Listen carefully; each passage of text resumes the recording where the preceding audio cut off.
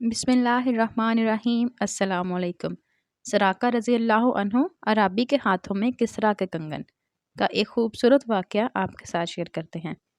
عبد الرحمن بن مالک مدجی جو سراقہ رضی اللہ عنہ کا برادر زاد ہے، بیان کرتا ہے کہ سراقہ رضی اللہ عنہ نے خود سر پر لگائے نیزہ تانے، بدن پر ہتھیار سجائے، اپنے گھوڑی پر ہوا سے باتیں کرتا جا رہا تھا کہ اس کی نظر حضور صلی اللہ علیہ وآلہ وسلم پر پڑ گئی۔ اس نے سمجھا کہ وہ کامیاب ہو گیا۔ اتنے میں گھوڑی گھٹنوں کے بل گری، سراقہ نیچے آیا، اٹھا، گھوڑی کو اٹھایا، سوار ہوا، پھر چلا۔ نبی کریم صلی اللہ علیہ وآلہ وسلم قرآن مجید کی تلاوت کرتے ہوئے اور مالک سے لو لگائے ہوئے بڑھے چلے جا رہے تھے کہ حضور صلی اللہ علیہ وآلہ وسلم کو دشمن کے قریب تر پہنچنے کی اطلاع کی گئی۔ فرمایا، الہی ہمیں اس کے شر سے بچا۔ ادھر جب الفاظ مبارکہ زبان سے نکلے، ادھر گھوڑی کے قوائم زمین میں دھنس گئے۔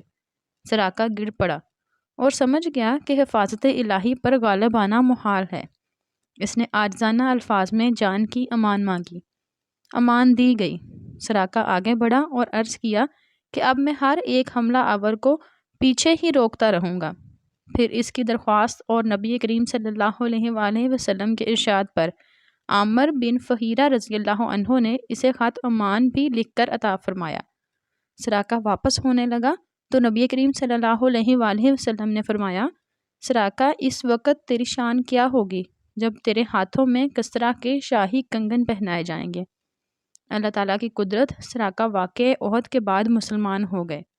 حضرت عمر رضی اللہ عنہ کے عہد میں جب مدائن فتح ہوا اور کسریٰ کا تاج اور مرث زیورات فاروق اعظم رضی اللہ عنہ کے سامنے پیش ہوئے تو امیر المومنین نے سراقہ کو بلایا اور اس کے ہاتھوں میں سوار کسریٰ پہنائے اور زبان سے فرمایا، اللہ اکبر، اللہ کی بڑی شان ہے کہ کسریٰ کے کنگن سراقہ عرابی کے ہاتھوں میں پہنائے جا رہے ہیں۔